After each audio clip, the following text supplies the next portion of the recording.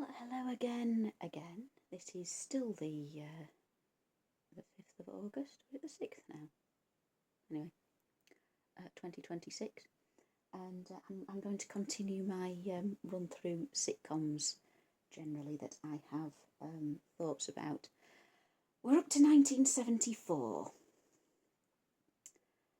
Now, there are actually 3 in 1974 that I have things to say about. Well, three that began in 1974 anyway. There's Rising Damp, there's Porridge, and there was It Ain't Half Hot Mum. And it does seem an odd year to be starting so many sitcoms because there's just constantly power cuts, from what I'm told. So half the time nobody would be able to watch them because all the tellies would be off. But anyway, that's by the by. It must have made filming quite difficult as well. Anyway, I have done a deep dive into Rising Damp before, about 2 years ago. I was having a major spin on it, and I will link to it in the description, even though nobody is ever going to click that link. I'm fairly sure. I'd feel my job was incomplete if I didn't. I'll link to part 1 of this as well, just in case anybody missed the action-packed first instalment of me talking about comedies I like or dislike or think things about. So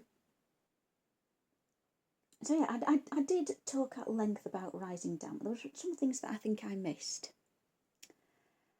One is cats.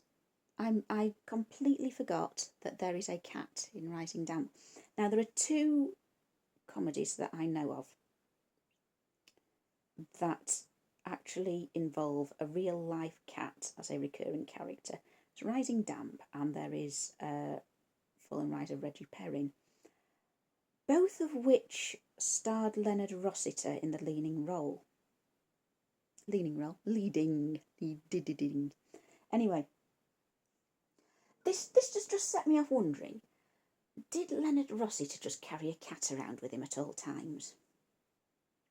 Or did he have some sort of clause in his contract that he would not be in your show unless he could bring his cat? And I just think it's too much of a coincidence that there are two major sitcoms that feature Leonard Rossiter, and they also are the only ones that feature feline characters that I'm aware of. There might be some more that have passed me by. So yeah, right.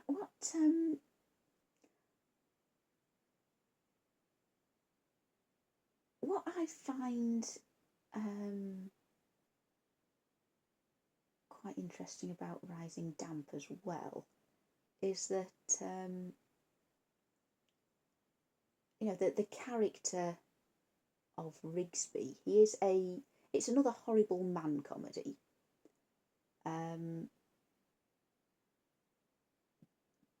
But again, it's one of those, you wouldn't want to meet this person in real life, yet somehow it just about clears the threshold for, people you want to hear a story about.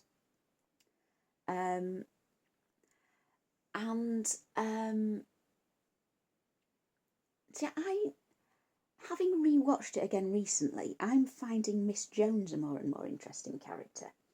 I'm starting to suspect she is one of us as well. The kind of high masking, high empathy type autistic person. The way that she kind of throws herself at any single man she sees, and the way she kind of obsesses over new hobbies. When she takes up exercise, suddenly all of a sudden she's got her whole equipment, and all she does is doing a skipping in her room, and it's I wonder, is she based on a real person? Is it just the way that the character comes across to me personally? I don't know. Yes, thoughts. Is this Miss Jones an autistic? Anyway.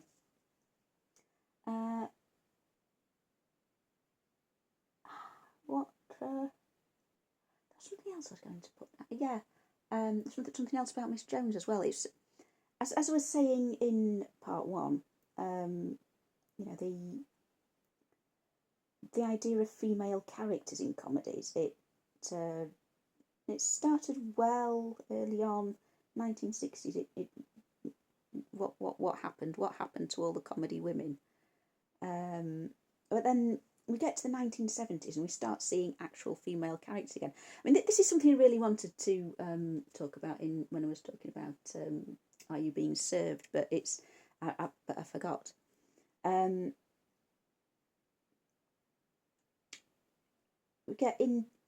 We sort of see the reappearance of individual women who actually have a personality, and actually have thoughts and opinions and funny lines. I think that's important as well. I think that there are sitcoms that just show the woman, the token woman, as being kind of the voice of reason. And I don't know. Maybe writers are afraid to show women as being silly. Yeah, I think there is a kind of problem of showing women as being not funny.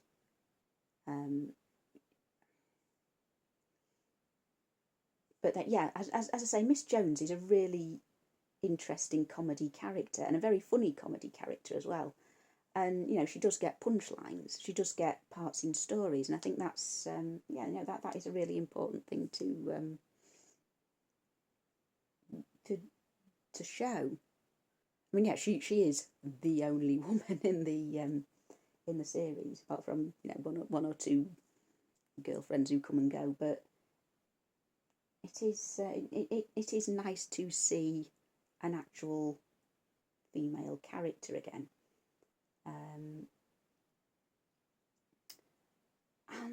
What was something else?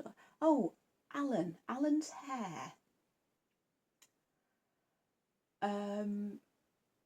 Alan's lovely, gorgeous, beautiful hair. Now, in my opinion, this is a bit of a hot take, right? Bit of a hot take about 1970s comedy.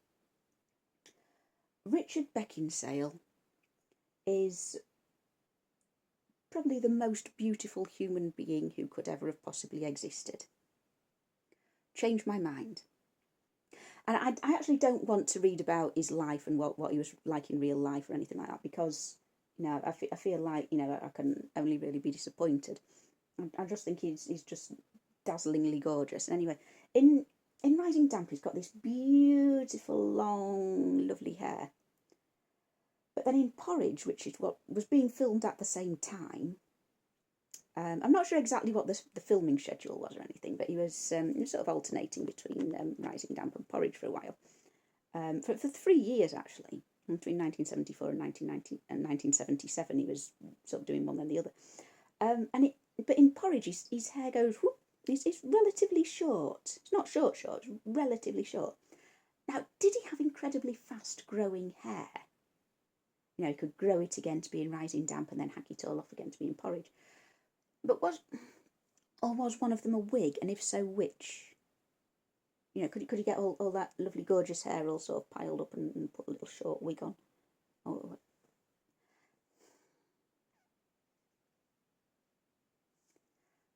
And I remembered it wrong, actually. I remembered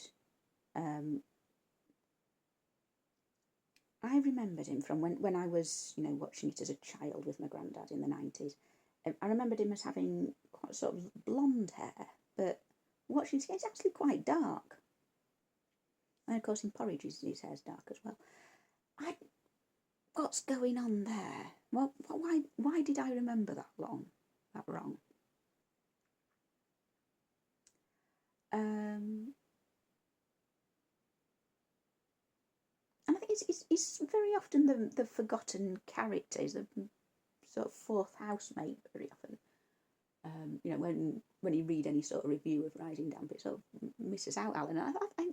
Again, he is an interesting character in his own right, and I think it's it's sort of a bit unfair that he's forgotten. I think because maybe Rigsby is the most memorable one, and Miss Jones is sort of there as his love interest, so she sort of gets talked about in that respect.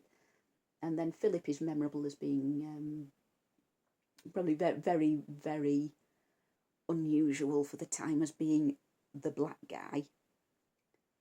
And then Alan's just the sort of the other one. And yeah, as I say, he is an interesting character. He's someone who kind of identifies himself as a socialist, and he talks the talk but can't really walk the walk. And as someone who's sort of been involved in political activism in the past, I kind of recognise that. I've known a few people like that. And so that sort of resonates me in a way that I find very, very unusual, and as as a character, as a creation. But yeah, it does sort of reflect a sort of real personality type that does exist, but doesn't really get much airtime. It's probably quite hard to write, actually. And as I say, I have talked at length before about Rising Tide, but I'll move on. I mentioned, Richard Beckinsale was also in Porridge, so that segues quite nicely through. Porridge. It's very unusual in sitcom terms because it is not set in a home or a workplace.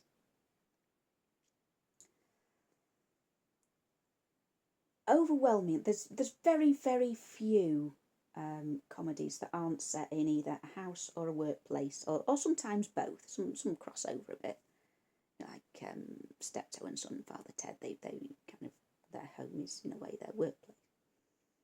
But it's very much neither of those things. And I think the prison setting is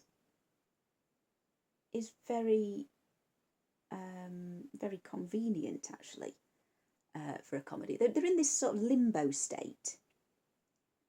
They're just waiting to be released and struggling to pass the time.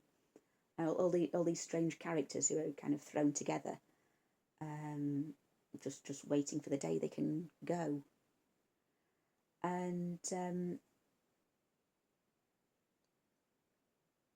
it is in a way symbolic of every sitcom. They're all set in some kind of a prison. They're all people who are in some sort of undesirable situation, as I explained in the beginning of part one, that they need to keep reliving the same day over and over, just doing it slightly different, for it to be a series, for these characters to develop, for the relationships to develop. And it's also quite convenient because characters can just pop in and out. Usually there has to be some sort of backstory as to why this character disappeared. If the actor dies or whatever. But when they're in prison, they just got released. Oh, now there's someone else in their cell. It's very easy to do that. I don't know why it hasn't been done more often. Maybe if there was another prison comedy, it would just constantly get compared to Porridge, and nobody really wants that. I don't know. It does come with its difficulties. Obviously, in a prison, everyone there has done a bad thing. But we still need to maintain sympathy with these characters. And a lot of them are, in one way or another, thieves. I think maybe that's a crime that you can you can sort of feel, well, they did this bad thing once. Maybe they're not bad people. There aren't inmates of Slade Prison are not paedophiles or serial killers. I think it is explained in the first episode. Actually, the prison governor talks to the new inmates and says, this is you are a low category, low risk prisoners. So clearly they're not considered irredeemable. And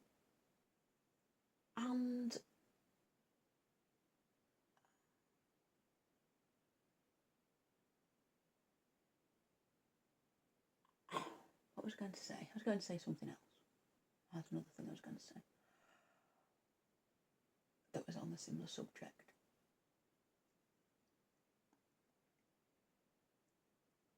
Yeah, the opening episode,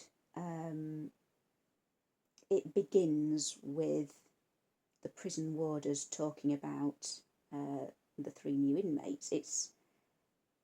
And introducing themselves. It's a very natural beginning to the series, and when it ends, of course, it ends when Godber, the diagonist, leaves. So there is a kind of progression to it. There is a ongoing narrative. It's not just these people are here. A few things happen, and you don't know what happened to them in the end, as happens with many sitcoms. There's just sort of one adventure after another, and there's no real sort of conclusion to it. Although the thing that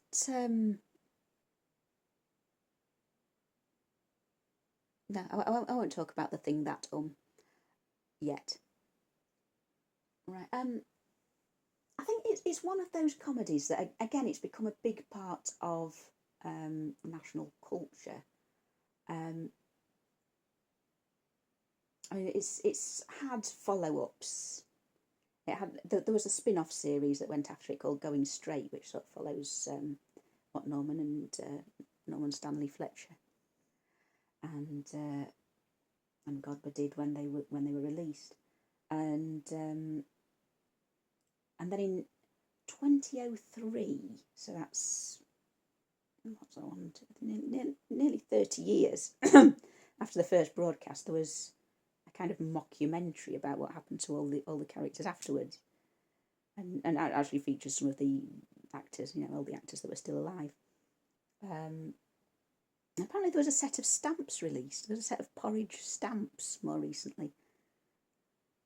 It's one of those that is remembered, and if you sort of talk about just in general conversation with people you don't really know, they just sometimes sort of pop up in conversation. Everybody kind of has some idea of what goes on in porridge. It's I think it again, it's one of those that's aged well as well. It's there isn't a lot of dated humour, and there isn't a lot of humour that doesn't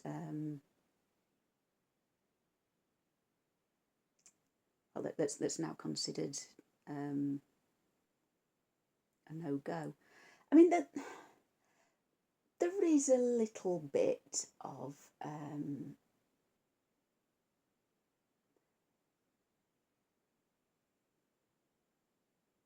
things like there's the one episode where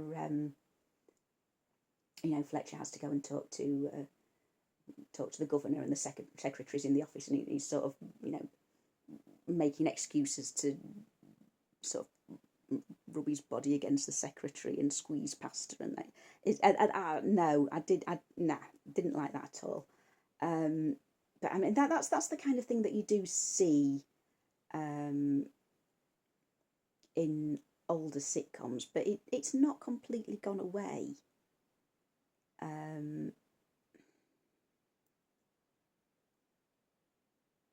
It's and I think as well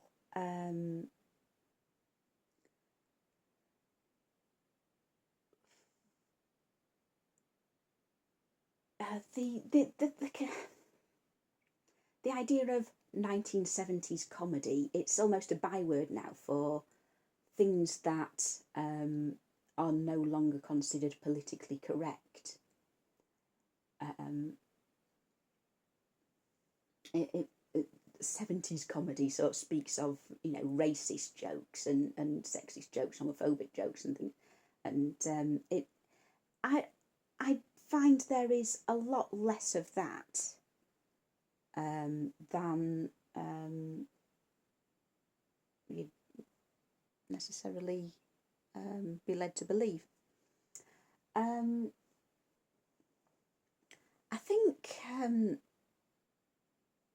think what has gone out of use, well, to a certain extent, in the way that it was done then, is the horrible man comedy. I mean, going back to Rising Damp, Rigsby being racist and sexist towards his tenants is supposed to show him as being a bad person. And the housemates do take issue with him, but of course there was a certain section of the audience who were identifying with him. I think that is the problem. If you need to explain what's going on, then it's not really working. Now here's Zebedee. Hey Zeb.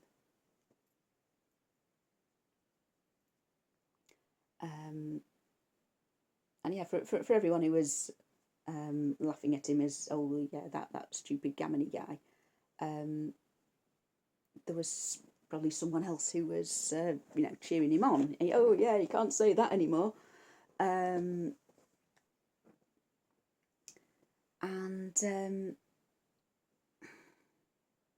Yeah, I think that has gone out of fashion for a reason. Now come here, you.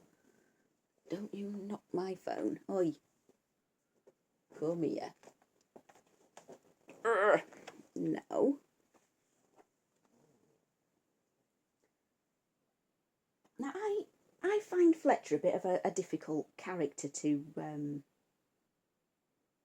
describe. Is he a horrible man? Is the joke that he's an unpleasant character and everyone's just sort of got to put up with him? Because in some ways he is, but in some ways he seems to be sort of a bit of a macho power fantasy. You can imagine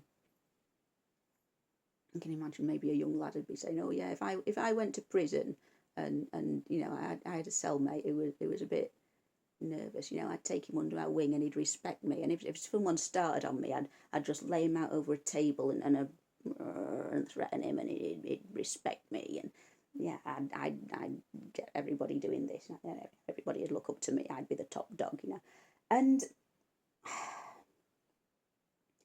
somehow, he does kind of gain the respect of all the other inmates. I think how exactly does this happen when he's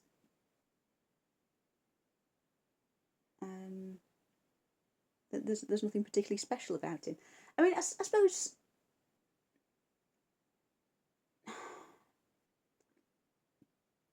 he's kind of an intelligent person, I suppose.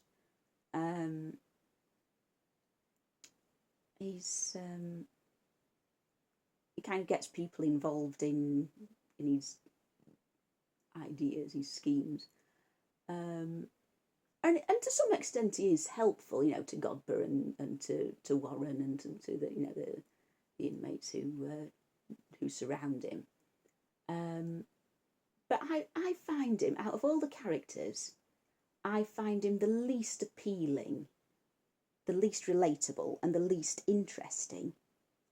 And yet, there are a lot of other characters that I find, a lot more enjoyable to watch. But yeah, I think they often get sidelined because it focuses entirely on Fletcher, and I just think why he's he's nothing special. That's why I give it 4 stars.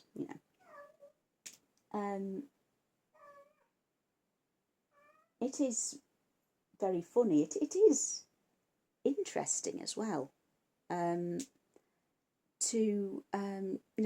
so often a character appears who starts to tell a little bit of a story.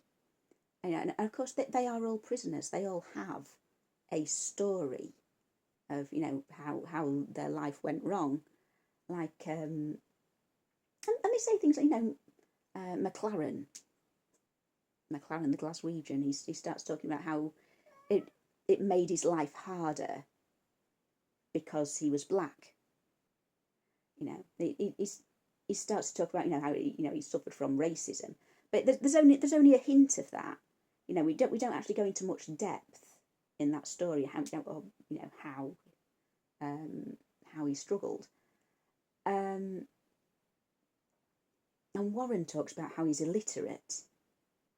We because he couldn't read.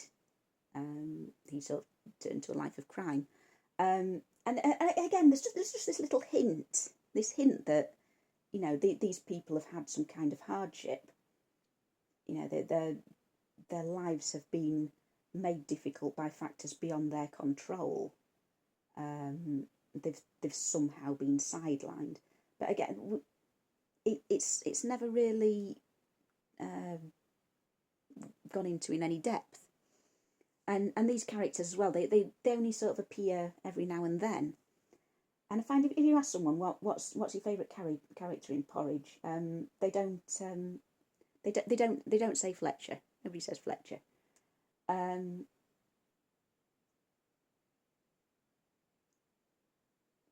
The first episode, there's 3 prisoners arrive. There's Fletcher, Godber, and Hislop. And we as I say, they're all introduced. They have to give their details to the prison warders and so on. And so we learn about these 3 characters. We know how old they are. We know where they're from. We know their full names and their marital status and so on. But then after that, Hislop pretty much disappears.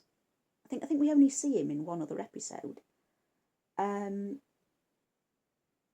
I mean, we don't see much of Godber for the rest of the first series. I think there's one episode where he features quite prominently, and the rest of the time he just sort of fades into the background. It appears as a diagonist in the second and third series. I don't know if that was planned or if it was just a bit of a fan favourite. People liked the interaction between Fletcher and Godber, so he was given more of a role.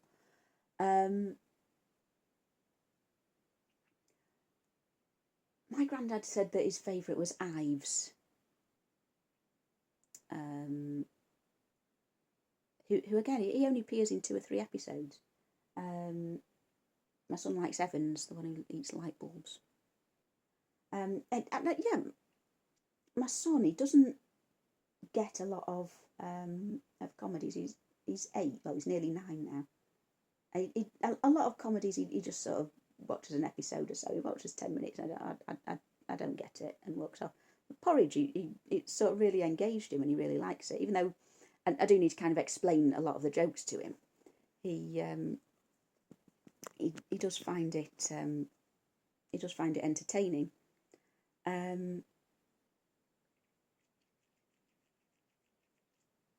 I think that the first episode as well is sort of quite well set up as an introduction to the series. A lot of first episodes, they feel a bit contrived because you've got to sort of introduce these characters, you've got to set up the situation. And if they can shoehorn in a bit of a plot, then that's good.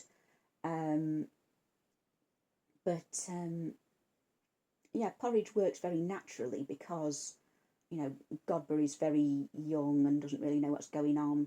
And Fletcher is someone who's been in prison several times, so he's explaining to Godber what goes on here, what he can expect.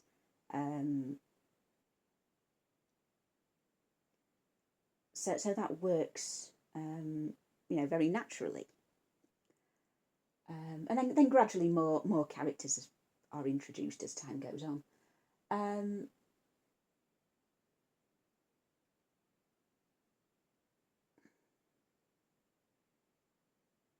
and it has its own language, of course. It has sort of become part of the English language, like scrote, naff off. Because of course you couldn't swear. Couldn't swear on telly. You know, you could show your characters getting sexually assaulted, but you couldn't swear. In those days, but it's very unrealistic to imagine, you know, a room full of hardened criminals who never swear. So yeah, they invented their own profanities, which again it works, and you can see it being influential as well in, you know, how comedy is written, because of course in Red Dwarf they started using smeghead. It's, yeah, that same that same idea being reused. I don't know if it was deliberately copied off, you know, scrote and naff off, but yeah, it's something that was subsequently used. And also the idea that these people are bored. They are really, really bored. And you see kind of grown men playing board games and ping pong with each other just to pass some time, making little models and doing childlike things and just having little squabbles with each other because they are so bored. And again, that in itself, it's not necessarily something that's laugh out loud funny, but it sets a kind of baseline humorous feeling.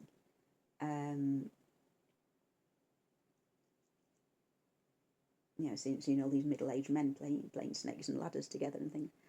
And that's something that you see in Father Ted.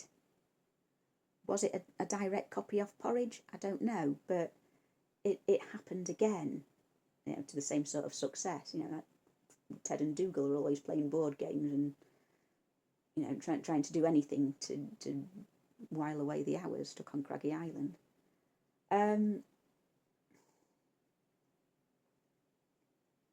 My favourite's lukewarm.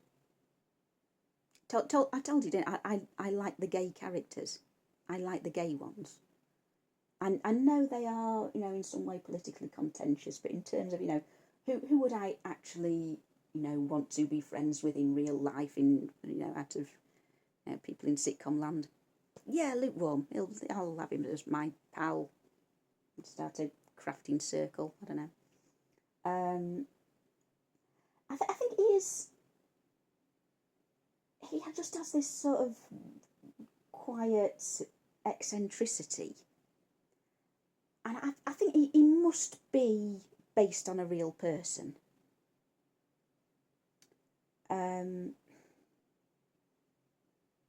See, I didn't realise until I saw a cast list that he's actually is played by a very young Christopher Biggins, who I didn't even realise was an actor. I thought he was a TV presenter. I mean, I'm not, you know, a big fan of Christopher Biggins. He's not someone who's really on my radar, but yeah, I thought he was a TV. So that was quite a surprise, actually.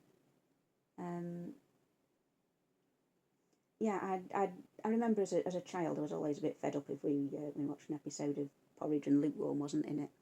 He's another of those who we just don't see enough of him, and I would just wish there was a little bit more character development and a bit more material. Because yeah, as I say, he's a really fascinating character, and I just sort of feel a bit fed up that, you know, we see so much of Fletcher and so little of everybody else, such as Lukewarm. It never actually says where his nickname comes from. My granddad said it was probably because he's not a very good chef and his food's always a bit cold. But then there is an episode where, you know, someone's saying how lovely his pasties are. And so I don't know about that. I don't know. Why do they call lukewarm lukewarm? Um, yeah, the odd thing about him is that in in the series, I mean, there's only one incident that his real name is actually used. One of the warders refers to him as Lewis. Right?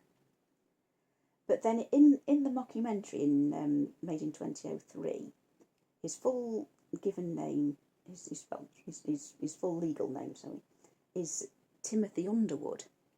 Now, what's gone on there? Now, if I was going to be very harshly critical, I might say that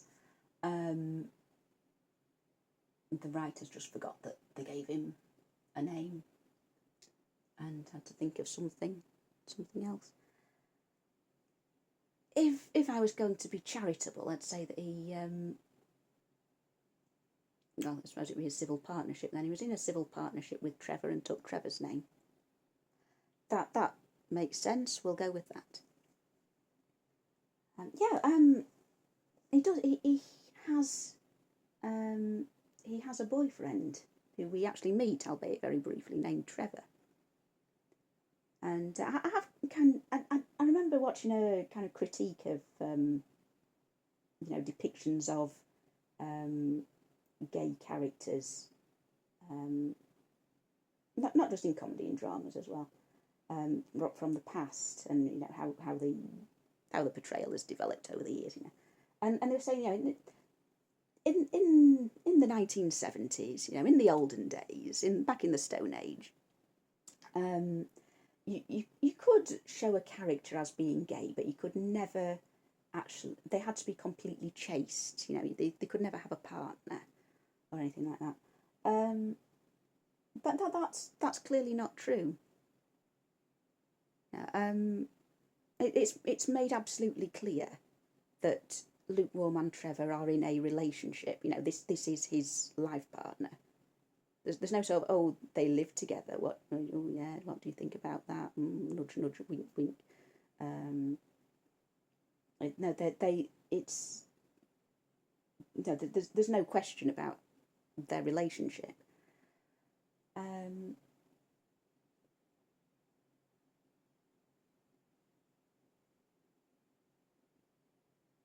It's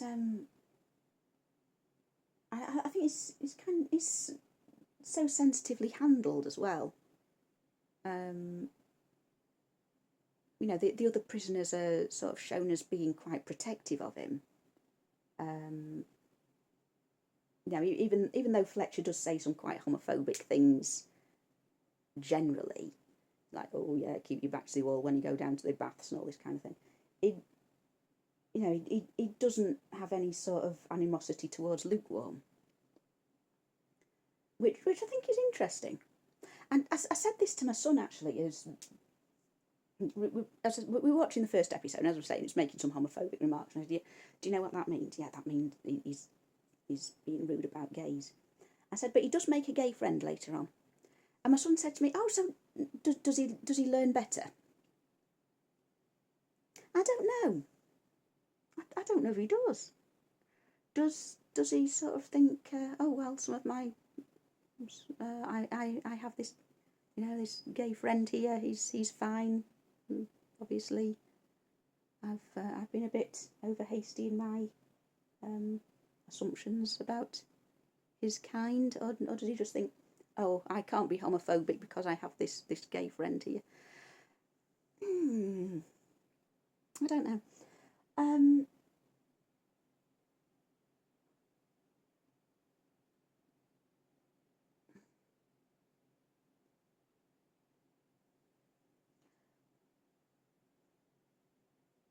Yeah, it ain't half hot, Mum. Speaking of homophobia, it ain't half hot, Mum. Now,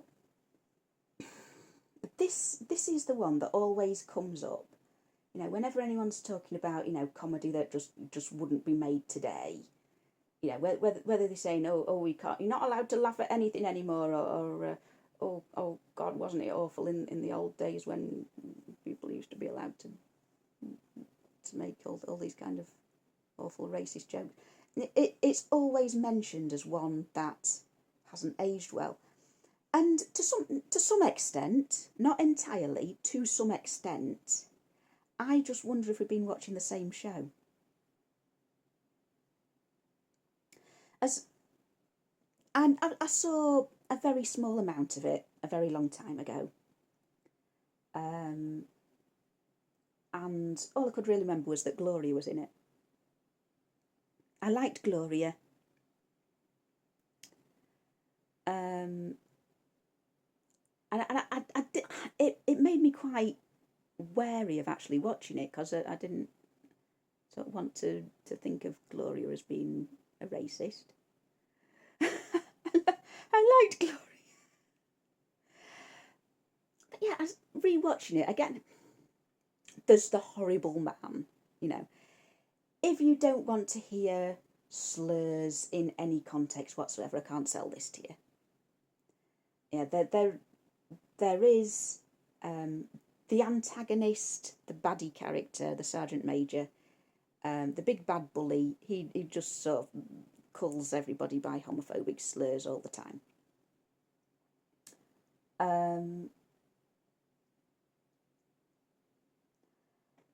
Maybe to some extent, it depends on the viewer as well. I mean, if you take the Indian characters, there are it's set in India during the Second World War. Well, and it begins in India, and then later series go down to Burma, and it's set in the months between VE Day and VJ Day.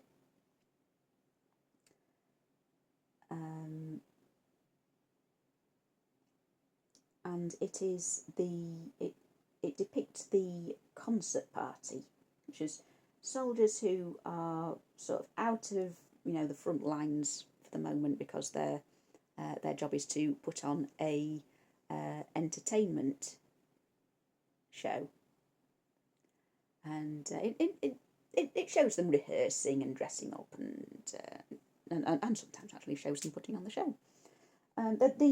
The theme tune actually I think is really meta. Meet the gang cause the boys are here to entertain you, and of course that is what they open their show with, and it is also what the TV series it opens with. It's oh yes, it is a show about a show. Oh, showception. Mind blown.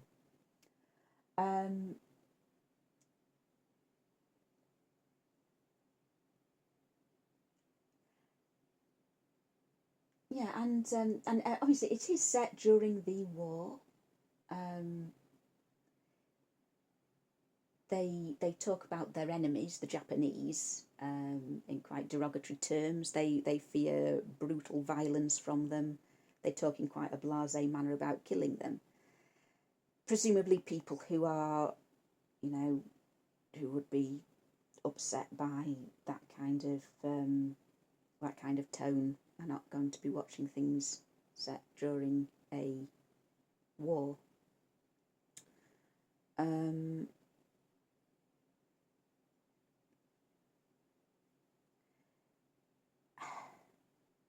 that there are Indian staff working in the camp. I will just mention the name of the army base they work at. It's called Doolally. Now, that was one of my nan's favourite words, doolally, to mean when you've gone a bit crazy. Oh, it's gone doolally. It came to mean gone mad because the soldiers stationed at Doolally, they were under so much stress. It was so hot. The insect bites, the being at war, just the conditions they were living in, sent them mad, literally.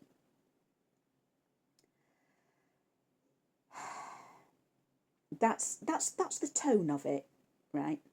That is the tone of the show. It it's as dark as you want it to be.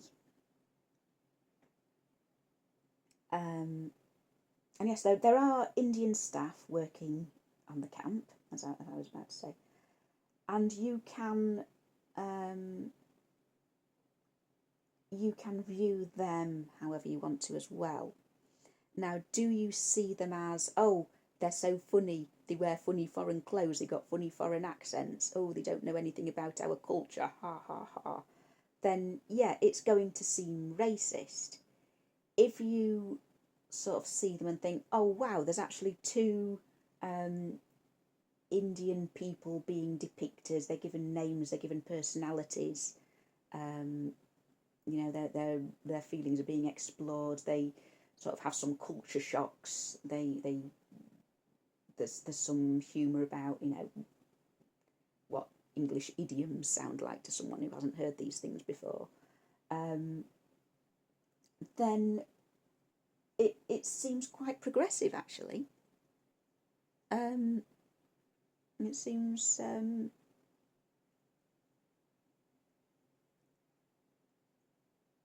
really very good. Because there wouldn't be Asian characters you know, in mainstream comedy shows for, well, maybe till goodness gracious me, I don't know.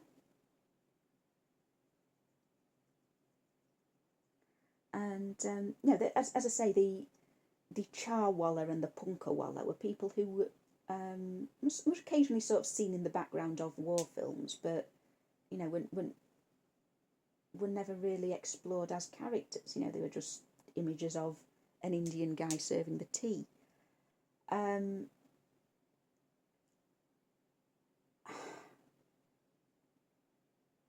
you know, we do see them being actual human beings.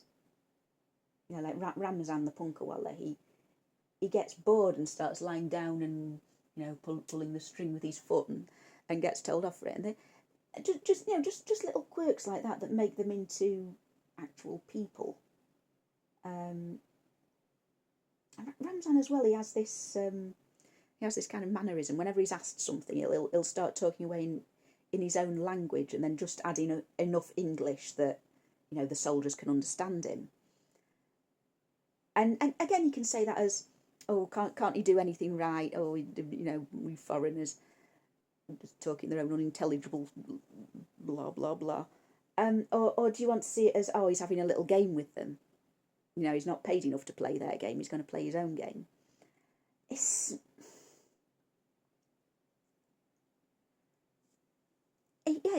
how you want to interpret it very much. I've seen it described as being imperialist as well, which no, it's not imperialist at all. No, I cannot see that in it. You know, the kind of relatable, sympathetic characters are the soldiers who are there having, against their will, having a terrible time at the behest of the empire as much as the Indians are. You know, the agents of the empire, the people who symbolise the authority, are, you know, the officers who are sort of depicted invariably as being upper class twits. And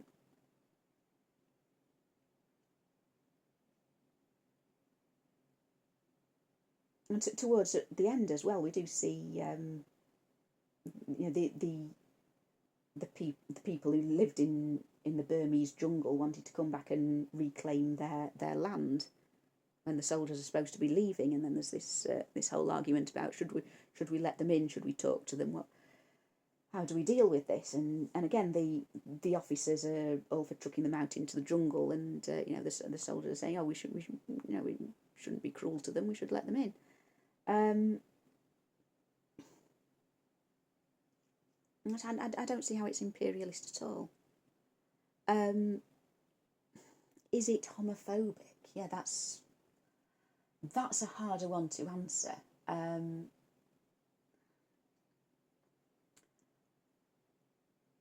mean, obviously, Gloria is very much a stereotypical gay man. He's sort of very, very wimpy, very dramatic and emotional. But do you see that as a negative thing? Are we laughing at him because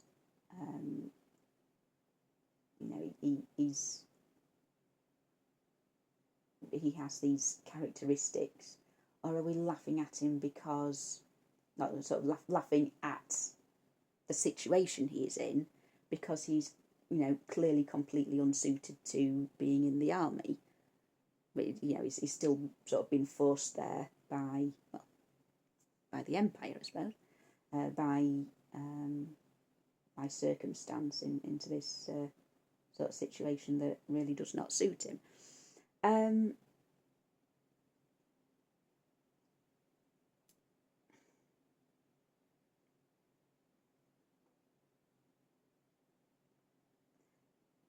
mean, he's also as time goes on, and his character develops. It becomes a stronger character. He becomes pretty much the protagonist towards the end. He's made the Bombardier, which they have completely different ranks to what I'm used to. I was sort of au fait with the idea of the private and the corporal and so on, but in here they have gunner and Bombardier, which I don't know what's going on there. I don't really understand that. Anyway, he's made the Bombardier, so he's sort of got a little bit of command, and he's sort of shown as being sort of quite good at his job there. The soldiers sort of have a lot more respect for him, and he's a lot more sort of pleasant to work under than the sergeant major and the colonel and the captain, who let's say are upper class twits, and the sergeant major is sort of a nasty bully. And the other soldiers don't respect him because he is a nasty bully. Because he is the horrible man.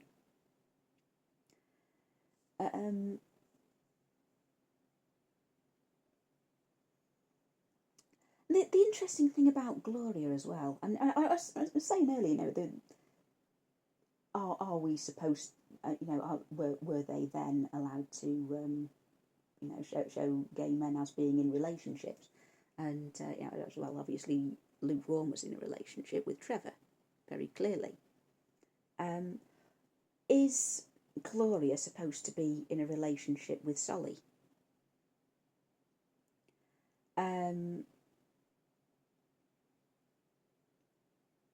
I have sort of read some discussions about this online, actually. People that have been posting on various fan sites have sort of argued about it. Was it deliberate? I find it very hard to imagine that it wasn't deliberate. They are just constantly together. I mean, Sully does disappear at the end of the second series, so we only have 2 series of seeing them as. They are constantly together. I mean, there's even one episode where the officers call Solly over and say, right, we want to buy some rubies off the keeper of this temple, sheltering a temple from the monsoon. There's actually 2 monsoons in 3 months. It's quite a monsoony year, apparently, 1945. Do you want to chip in? Will you chip in some money to buy the rubies from the temple? And Solly says, I'm not going to do anything before I've talked to my partner. And he calls Gloria over. Gloria apparently controls their joint finances. I find it very hard to imagine that they are not in a relationship.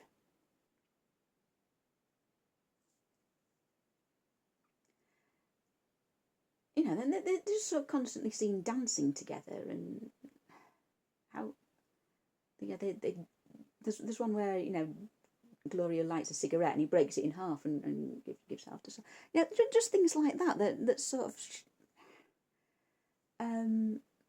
sort of show them as being, very, very close in a way that, the other soldiers are not so much. Now, the character who I find really, really difficult to deal with is Rangi. Who's another of the Indian servants. He's kind of the leader of the Indian servants. And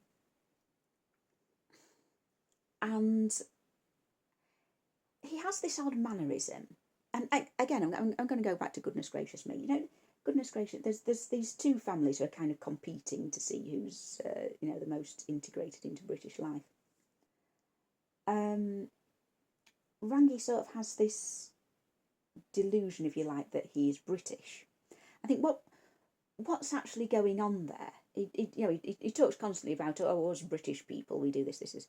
When Mohammed and Ramzan are kind of confused about things that the cultural things the soldiers are doing.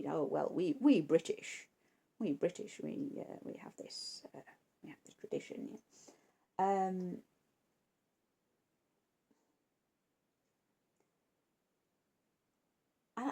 What is that actually trying to? Is it an actual thing that Indian people do? Is it a a personality type that Indian people recognise? Because as I say, there was something very similar on Goodness Gracious Me 20 years later. Is it kind of showing him as being? Of course, we're talking about colonial times. When the British still ruled India, just towards the end of it, but was he kind of self-aggrandizing somehow? Seeing himself as being in some way the government. I don't know. Did he feel that he had somehow integrated with their British leaders, and so he wasn't in a kind of snobbish way? He's not a peasant like you. He's become like the people in charge. I don't really understand that.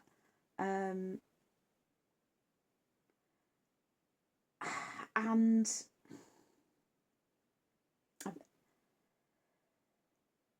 he's played by a white man painted brown.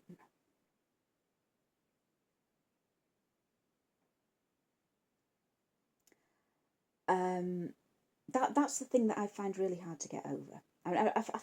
The actor's name's just gone out of my head. I know it, but anyway, the official defence was that, as I say, the actor whose name slips my mind, he was born and raised in India. He actually speaks fluent Urdu. He's worked with the Gurkhas. He's basically about as Indian as he can get without actually being Indian. The fact remains he is still a white man painted brown and putting on an Indian accent. And I suppose the defence as well that actors change their appearance to play different roles. Obviously, Gloria, my precious little angel Gloria, he regularly wears a dress and a wig and fake boobs so he can present as a woman on stage. Is it not the same difference? It's because it's politically charged, I think. I feel like even by the mid 1970s, I think it was something that was being questioned, and you may well ask, why did everyone involved in the show sort of assume it would be absolutely okay, and in the second most populated country on Earth, how could there not be any actual Indian people able and willing to play this role? I think what we actually need, what we need is a panel of Indian people to sit and watch a good few episodes of It Ain't Half Hot Mum and see if they say, yes, this is insulting my culture, this is perpetuating dangerous stereotypes, this isn't the kind of thing we want to see at all. Or do they go, that's funny?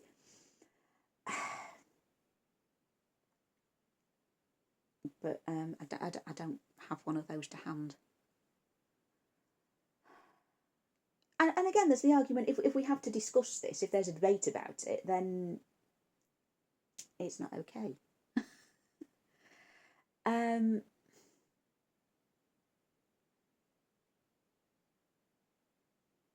If you have to actually explain why it is okay, then it probably isn't. What do I apart from Rangi being, in brown face, I actually quite enjoy it. I mean, in terms of laughs per minute, it's fairly mid-tier. It's really not that bad. I find it interesting, and as a historic document, obviously, I think the role of the British soldiers in Burma, it's something that's kind of a bit of a sideline in terms of Second World War history. It's something that we don't really know all that much about. There aren't that many films about it compared to what was going on in Europe. And I think it is a positive that there is this kind of documentary evidence of it, because of course Jimmy Perry and David Croft were actually working in India during the war. They were sent there, and they actually said that all the characters were based on real people that they met there, and a lot of the events were based on things that actually happened to them as well.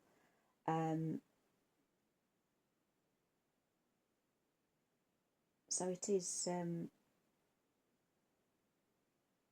to some extent fact based. And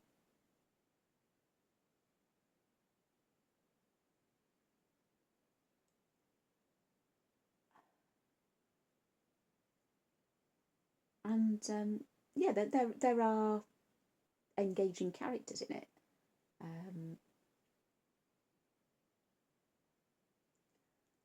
I don't know if I'll actually sit and watch every single episode. I don't know that it's that fascinating. But as I say, it's half an hour reasonably well spent, I think. I don't know, an episode of Taint Half Hot Mum. I've been pleasantly surprised by it.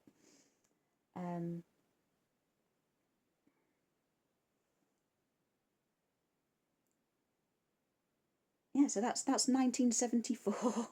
An hour on sitcoms that started in 1974. I'll give it a rest now. We'll have to be a part 3, I think. 2 whole hours.